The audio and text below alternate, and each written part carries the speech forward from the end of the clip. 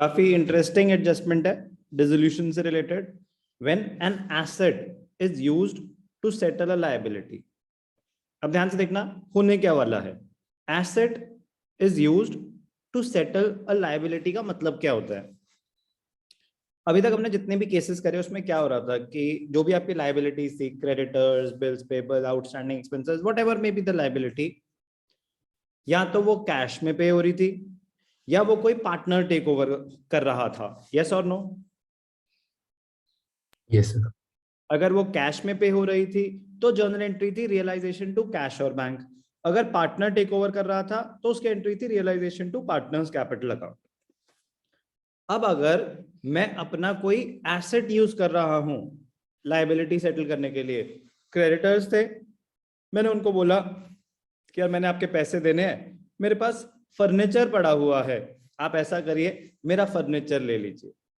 अब जैसे for example Raghav, मैंने आपके 20,000 रुपीज देने थे, मेरे पास एक पुराना लैपटॉप पड़ा हुआ था, मैंने कहा यार देखो मेरी बुक्स में ये 30,000 का है, मैं आपको ये लैपटॉप दे देता हूँ, तो क्या आप मान सकते हो?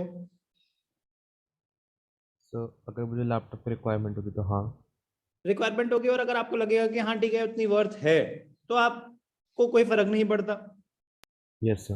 जब बिजनेस बंद हो रहा है तो भाई साहब जो मिल रहा है ले लो, ऐसी फीलिंग आ सकती है। Yes sir. तो ऐसी डील्स होती हैं डिसोल्यूशन के time, where an asset is used to settle a liability. अब इस ट्रांजैक्शन में क्या कोई कैश मूवमेंट हुई? No sir. कोई कैश मूवमेंट नहीं हुई। अब जब हम ये हुई लायबिलिटी सेटल हुई, ध्यान से देखना क्या इंपैक्ट आया उसका, ध्यान से देखना, करके दिखाता हूं आपको।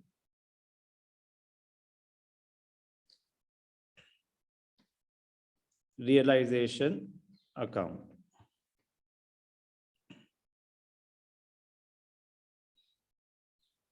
Debit, credit.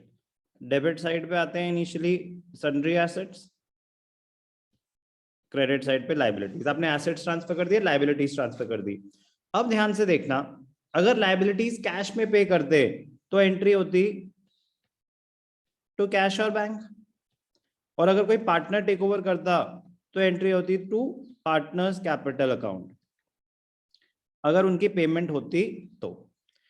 अगर एसेट्स है मेरे पास, एसेट्स को अगर मैं मार्केट में सेल करता हूं तो क्या एंट्री होती है? कैश और बैंक टू रियलाइजेशन, तो यहां पे आता है बाय कैश और बैंक। यही अगर मैं पार्टनर टेक ओवर कर लेता है कोई एसेट तो एंट्री होती है बाय पार्टनर्स कैपिटल अकाउंट। ये बातें तो क्लियर है? Yes sir. अब मैं कह रहा हूं कि क्रेडिटर्स को हमने फर्नीचर दे दिया या लैपटॉप दे दिया या कोई machine they the,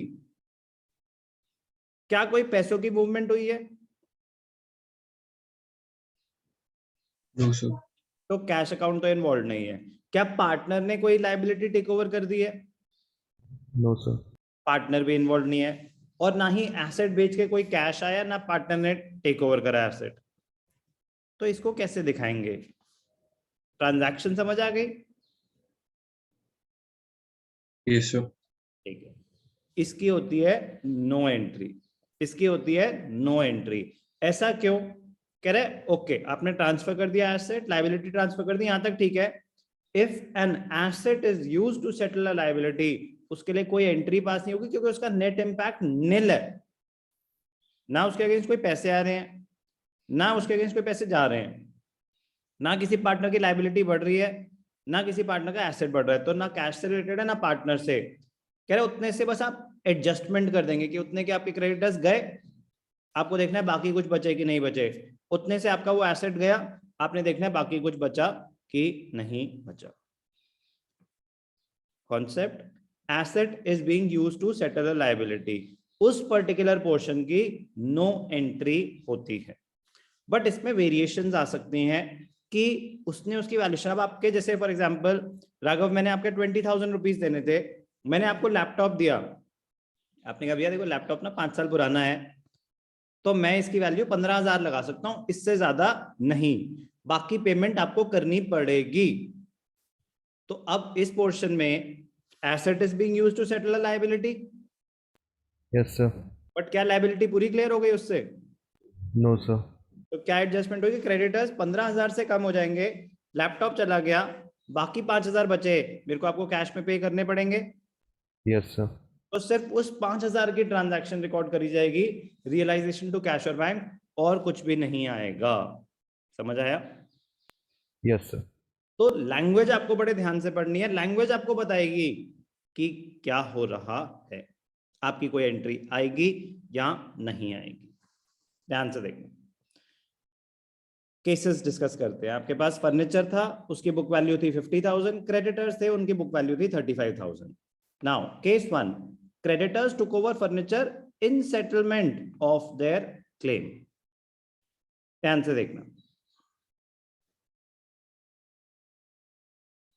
Now let us assume that the furniture, अब ध्यान से देखना, asset is being to settle a liability। कह रहा अच्छा चलो ठीक है, 1 मिनट के लिए assume करो कि हमने ये ना करा होता, क्रेडिटर्स को ना दिया होता। अगर एसेट मार्केट में बेचते फॉर 35,000 तो पैसे मिलते, यस और no? Yes, sir. Yes, sir. पैसे कितने मिलते? हम 35,000 का बेच रहे, तो 35,000 मिलते, अग्रीड वैल्यू पे ट्रांजैक्शन होती है, कैश और बैंक टू रियलाइजेशन। बट ये एंट्री कब पास होती? अगर ये एसेट मार्केट में सेल करते। एट द सेम टाइम एक और अजम्पशन लेते हैं कि अगर हम क्रेडिटर्स को पेमेंट करते तो क्या एंट्री होती? रियलाइजेशन टू कैश और बैंक, 35,000। मैं एक फर्नीचर यूज कर रहा हूं क्रेडिटर्स को खत्म सेटल करने के लिए, फर्नीचर भी जा रहा है, क्रेडिटर्स भी जा रहे हैं। कह रहे अच्छा मान लो अगर हम ये एसेट मार्केट में बेचते 35,000 की, अगर उसकी वैल्यूएशन हुई है तो हमें 35,000 मिलते, कैश आया, रियलाइजेशन क्रेडिट, प्रॉफिट। और फिर कह रहा है फर्नीचर हम क्रेडिटर्स को तो दे ना पाते, क्रेडिटर्स को फिर पेमेंट कर दे, तो रियलाइजेशन लॉस डेबिटेड, और पैसे जाते कैश और बैंक क्रेडिटेड। इन दोनों ट्रांजैक्शंस का नेट इंपैक्ट क्या है? कैश आया, कैश गया, 35,000 कैश निल, रियलाइजेशन क्रेडिट, रियलाइजेशन डेबिट निल। तो इस ट्रांजैक्शन का नेट इंपैक्ट क्या रहा? क्या कुछ भी डेबिट बैलेंस या क्रेडिट बैलेंस छोड़ा किसी भी अकाउंट में इस ट्रांजैक्शन ने? No sir. No, sir. Net impact of the above transaction is nil. Therefore, if an asset is used to settle liability, it is treated as a contra entry. It is treated as a contra entry.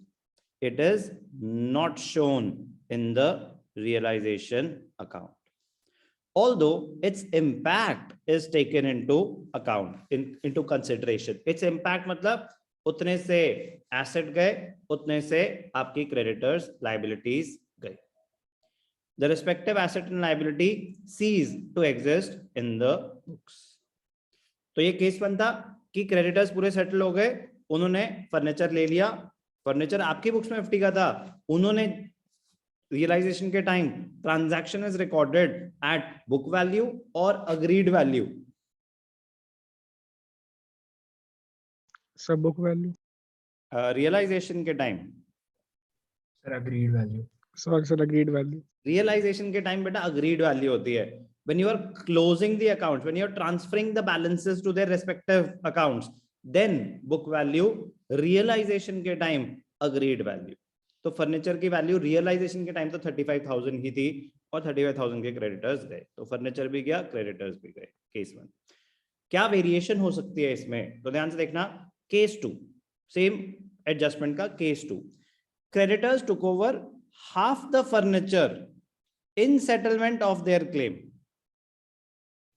Remaining furniture was sold at 10% discount. अब ध्यान से देखना, क्या चीज बच रही है आपके पास सेटलमेंट के बाद? एसेट बच रहा है या लाइबिलिटी बच रही है?